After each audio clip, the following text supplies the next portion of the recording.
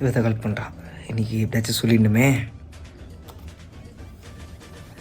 Hello, நீ என்ன சொல்ல போறேன்னு எனக்கு தெரியும். நீ இனிமேல் எனக்கு ஃபோன் பண்ணாத. போன வை.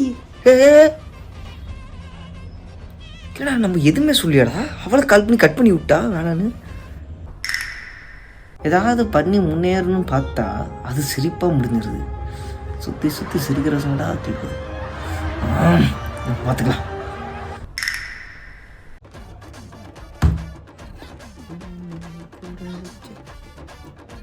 டேய், இவன் இப்படி குத்திட்டு இருக்கான் கதவை போட்டு. ஏதோ கோமாயிட்டானா என்ன? அட பேப்பாயில கை வலிக்க கூடாதுன்னு தலைகாணி வச்சு வர குத்துறியாடா?